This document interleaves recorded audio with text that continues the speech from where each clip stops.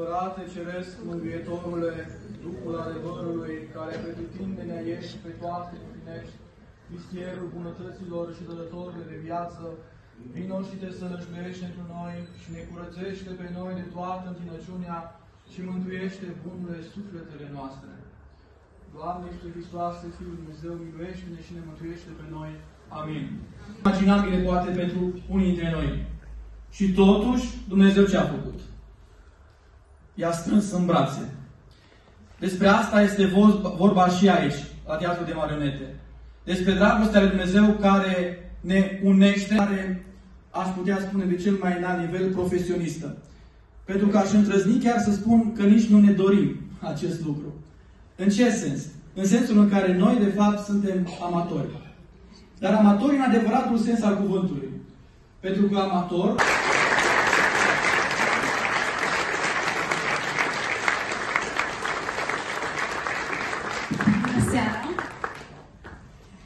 Așa cum a spus și domnul prezentură împreună cu mine, înseamnă că aceste doamne au un curaj și mai mare. Pentru că totul va fi improvizat aici pe loc. Adică, vă voi spune la fiecare joc în parte, teatral, desigur, care sunt regulile și apoi, la îndemnul vostru, la ideile pe care voi să le dați, noi vom crea aici, pe scenă, din nimic, o lume.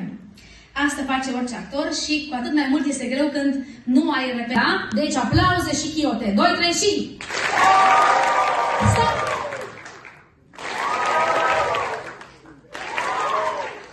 Cer scuze, aici vă rog frumos în față. Vă rog să... Da? 2, 3 și... Stop! Bun. Și dacă vor fi poate câteva momente... Mai tare, vă rog? Oh, foarte bine. Perfect. Deci, încă o dată, avem 3 comenzi. Aplauzele, vă rog.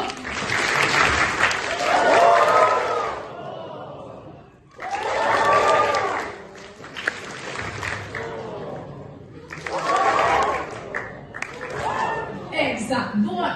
Da? Astfel încât ar trebui să fie ca și cum e o singură voce care spune toată povestea. Da? Bun. Asta e primul lucru pe care trebuie să-l facă fetele. Punctul 2 este că fiecare va spune partea ei de poveste într-un stil. Și acum la ce mă refer la stiluri? Stiluri de emisiuni, stiluri de animate, da? Deci să spune povestea odată ca niciodată, că de la finul al povestii, da? Ca și cum ar fi un copil. Nu ca și mai spune copilul, ci tu ești copilul, da? În cărăfița. Bun. Pentru Irina.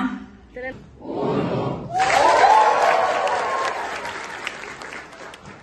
A fost odată, ca niciodată.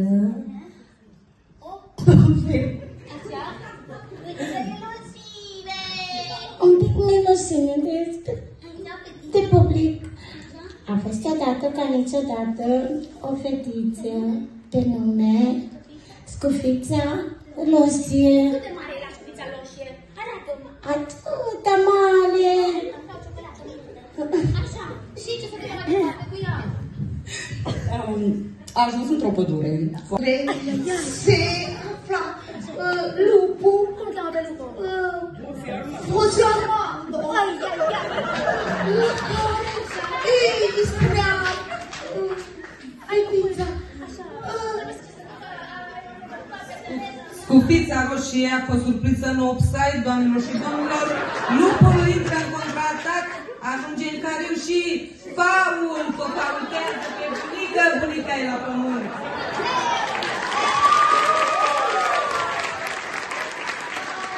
Haideți să ne oprim din această... Avea stil sau nu avea stil? Adică, cum am... Foarte mare stil. Foarte. Hai să luăm puțin și despre cum era îmbrăcat lupul. Adică gen mai la modă, blana de lup, hello. Lupul era îmbrăcat într-o blană din stel. Sunt foarte mulți lupi, aplauze, vă rog frumos, da? Da, de lup mai la... Bunicuța. Și ce s-a întâmplat mai departe veți vedea în următorul episod. Aplauze, vă rog frumos!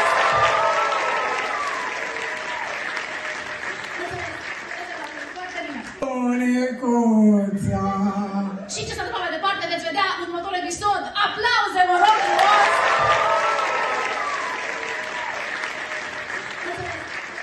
Foarte bine.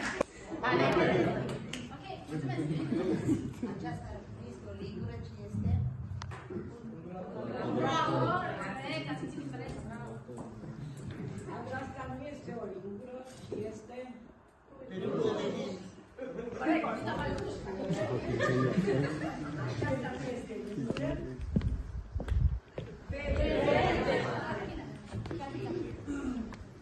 Robicul lupul ia cu lupul vorbește, între timp lupul află, merge, mănâncă pe unica, când vine asta mică, își dă seama și începe să o întrebe, ce gura, ce nas mare ai, ce urechi mari, și trebuie să spune de guriță, o închide, da? Vine vânătorul și vine și desface burta lupului și le scoate pe amândouă și au trăit fericiți. Bun.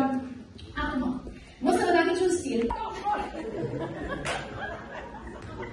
Am un pachet!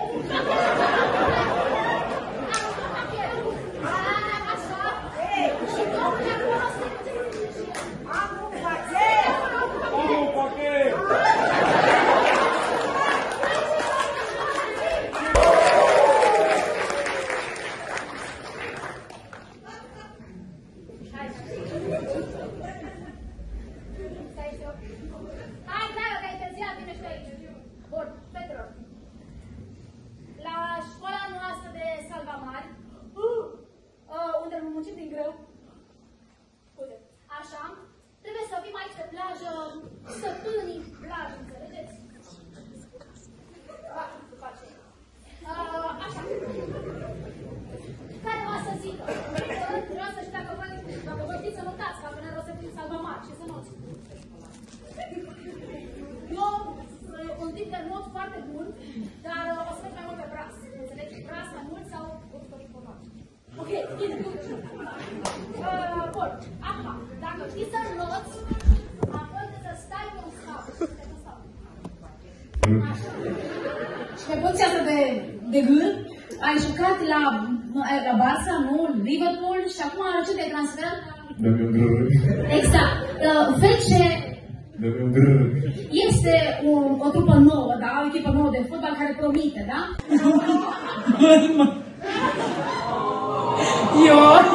Măi! Ioi! La vedeți ce emoționată, că nu mai poate, că așa e frumos și mie mi-e să plâng! Hai să cântăm toți odată!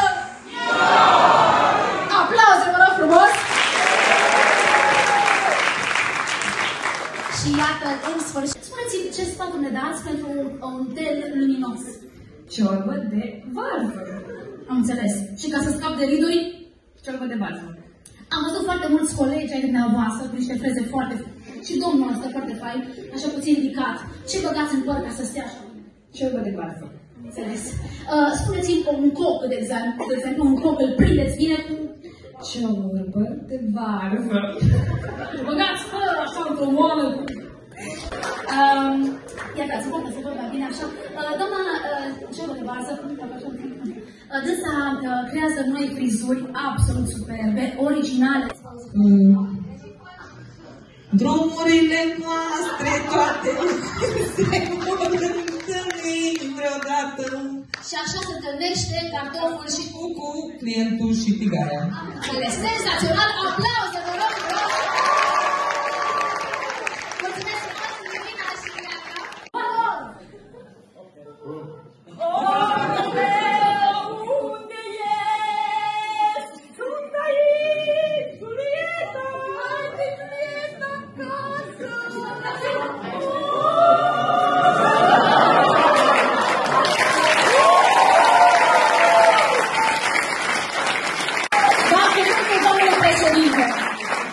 Domnul președinte, care nu mai are nici o mână liberă, așa că te rog,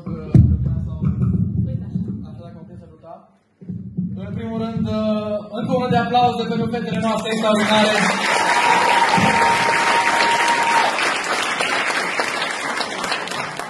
Și pentru că mie cel puțin mi-a plăcut foarte mult, dacă v-a plăcut și vouă, mai aplaudați încă o dată. Dorim să le evidențiem în mod special pe fiecare dintre ele, așa că aplauze pentru Buriană, Bianca, Laura!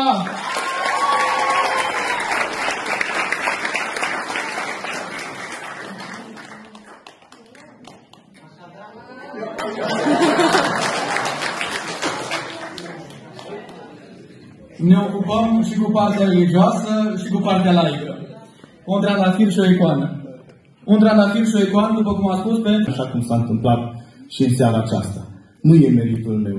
E meritul tuturor colegilor care au pus mână de la mână pentru ca lucrurile să se întâmple. Și aici aș vrea să evidențiez și acordul doamnei Cristina Coancă, director adjunct reintegrare, dar nu în ultimul rând Dianei Vănoiu, subinspectorul de poliție penitenciară, cea care s-a